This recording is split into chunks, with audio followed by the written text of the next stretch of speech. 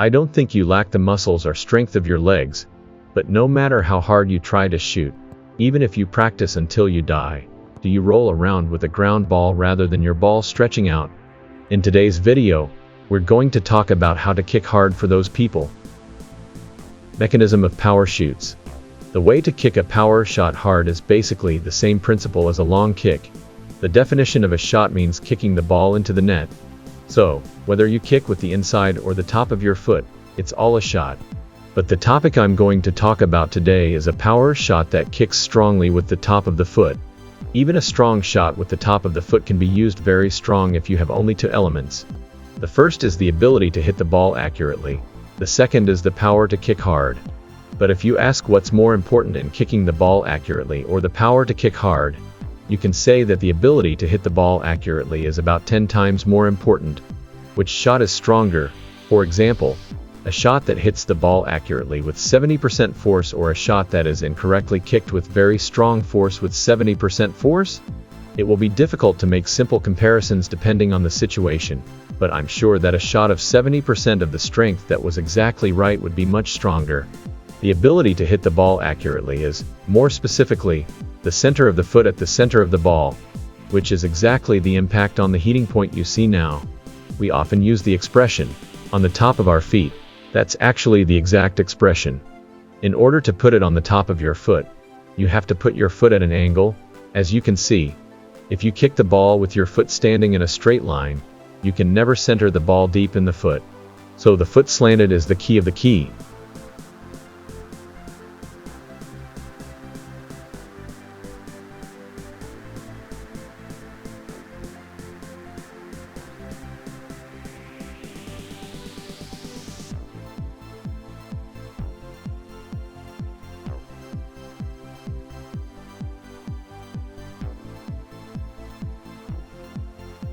So how do I get my foot in at an angle? As you can see right now, in some cases, the stepping has to be tilted more than 45 degrees.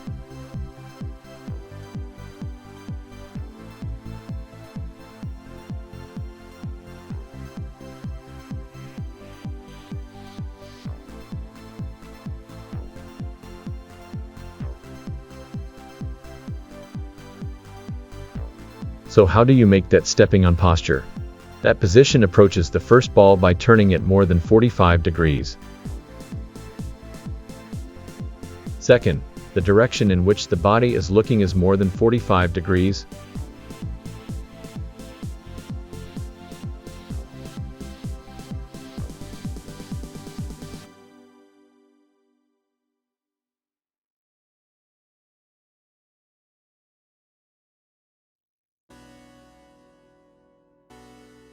Finally, it is important to bend in the direction of the kick just before stepping on it. In fact, all three of the things I just said are the same. It's like the difference between what angle you're looking at and what you're talking about. However, if you're the first person to learn a shot and you don't have a good stepping position, I think you'll use a powerful shot if you master it slowly and repeatedly one by one. No one shoots in a real soccer game thinking about bending in the direction of the three approaches, 45 degrees in the direction of the body, and just before stepping. You should learn one by one and repeat it to make it natural, and then pay more attention to other external factors in the actual soccer game. Remember that. It's also important to watch the video I made and understand the mechanisms of shooting and kicking well, but it's much more important to learn this mechanism naturally through repeated practice.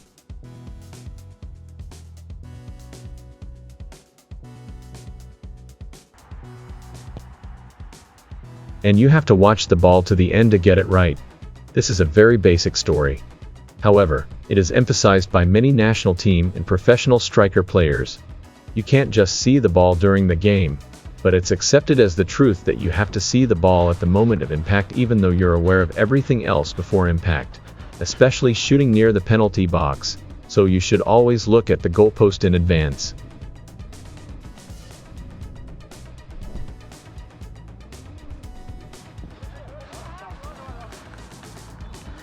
Then, how should I increase the strength of a strong kick? In particular, increasing the backswing and arm swing has a significant impact on increasing the kick force of a soccer ball. which helps increase the kick force by increasing the length of the leg by contracting the thigh biceps and the thigh muscles. So, increasing the power to kick a soccer ball is a way to increase the strength in the mechanism of the movement called shooting, and reinforcement exercises that increase the muscle strength of each muscle used in the shooting movements will be covered in detail later in the video.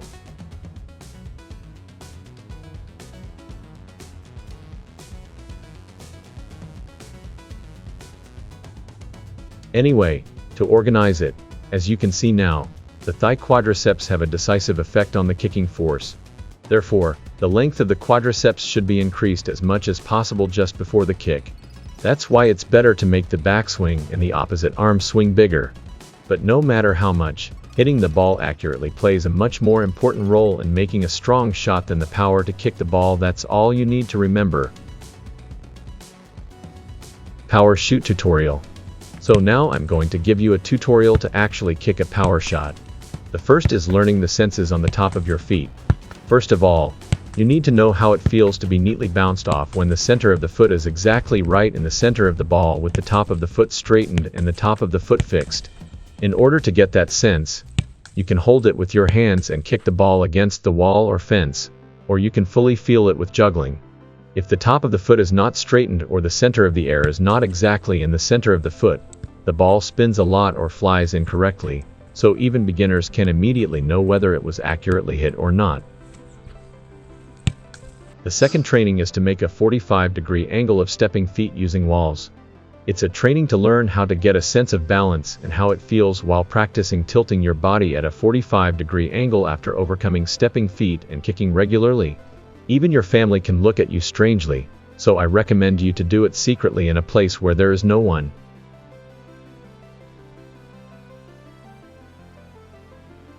The third is to put the ball on the cone, which is the upper version of sensory learning on the top of the foot, and shoot. First-time learners are not good at making slanted feet. That's why we purposely train ourselves to kick a ball in the air. It's a training that we do because it's easier to kick a ball in the air exactly on the top of our feet than a ball on the ground, such as holding a ball and kicking it at first. However, if the direction of the legs swing on the kick is not forward but upward, the ball is likely to float. It is important to think about the movements learned in the first and second. Focus your foot on the center of the air, and kick the ball forward. The fourth is to follow along with only stepping. South Korean player Lee Chin-soo, who scored with a free kick in the World Cup, once said on a YouTube channel, "Didimble is the main character and kicking is the supporting role." I agree that stepping foot is so important in shooting. So I think pushing the ball once and not actually shooting, but just following it and giving it a shot motion helps me learn the steps and the steps before. Fifth, practice in close proximity. At first, we practice repeatedly from a stopped soccer ball to pushing and shooting like a real thing. In this case, it is better to rebound soccer balls such as walls and fences, because I don't have to go back to give you a ball. This training is meaningful in relaxing a little and practicing to fit exactly the stepping foot as if you were actually shooting.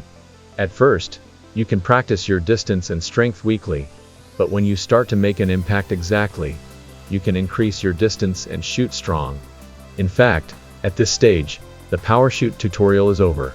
However, you don't have to do it in order, but you can practice and go back to the steps you think you need at that time or repeat them. Reinforcement training. Weight plus band training. In the case of the backswing and the opposite arm swing mentioned in the beginning of the video, it is a way to create a strong kick force in the shooting motion itself. And what I'm going to talk about is training to strengthen the muscle strength itself, which is mainly used through reinforcement training. Most generally, you can also increase it through weight training. There are 4 muscles that are used a lot to shoot: thigh quadriceps, abs, thigh biceps, and thigh muscles. Of course, in order to perform a complex exercise called shooting, the muscles of the whole body move very organically and rhythmically. But there are 4 muscles that you simply need to exert a lot of strength, and weight training for the above 4 muscles is not a weight training channel, so I won't list them in detail. But personally, I think squats and leg curls have a lot of influence on increasing the power to kick. Also, I recently watched other overseas soccer YouTube and referred to it. Band exercise seems to have a lot of influence on increasing leg strength.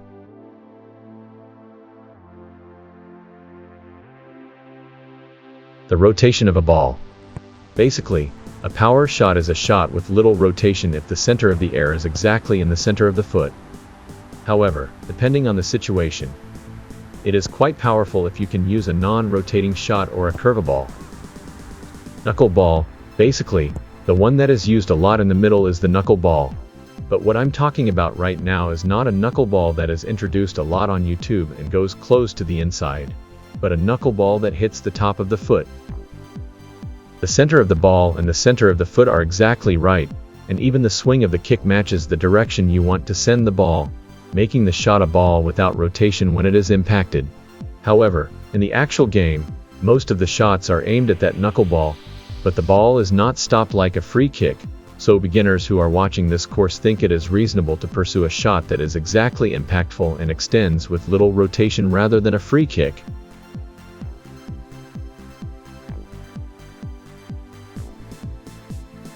Anyway, you can understand that the pitch of the shot you need to pursue in the beginner-amateur stage is close to a knuckleball, that is, a shot without much rotation. Then, if the impact is very good and becomes a knuckleball, the advantage of knuckleball is that the trajectory of the ball is difficult to predict, like all knuckleballs.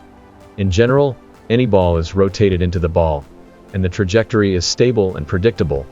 However, knuckleballs have the advantage of being difficult to predict because they react sensitively to surrounding air currents. Curve the ball. In modern football, curve the ball has become a synonym for a shot that looks at the far post and kicks as the opposite-footed winger dribbled into the net. In fact, it may be a little far from the topic of today's power shot, but I think it's a skill in the big category of shooting, so I'll introduce it.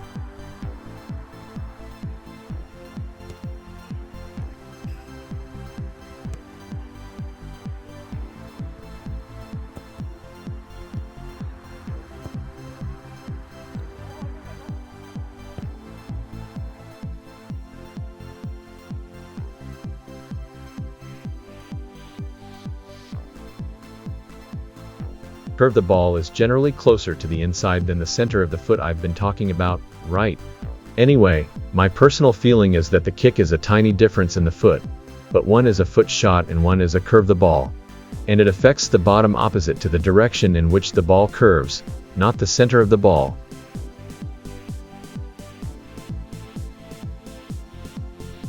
But after years of teaching many ordinary students, it doesn't matter if you're conscious of the impact on the inside of your foot by doing a curve the ball, but if you're consciously missed at the center of the ball, your ball will fly to weak.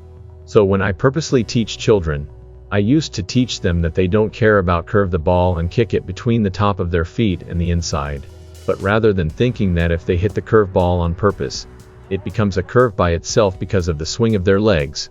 So, to sum up, curve the ball is not about kicking the area outside the center of the ball. Just think of it as the center of the ball, and the foot is a little closer to the inside than the foot shot you're seeing. The reason why I keep explaining that it's a little closer to the inside than the kick is because I think it's a fine difference. Outro. So far, we have learned about the mechanism and principles of power shots, power shot tutorials, power shot reinforcement training, and the structure of power shots to make power shots. What do you think? Do you understand now? I've learned a lot about power shots, but the most important thing in the end is repeat practice. It is important to find conditions for training and practice on your own. No matter how well you understand and know a good way, it doesn't mean anything if you don't actually practice. After watching this video, I hope you understand and practice power shots well so that you can use power shots. Thank you for watching the long video. Have a happy day.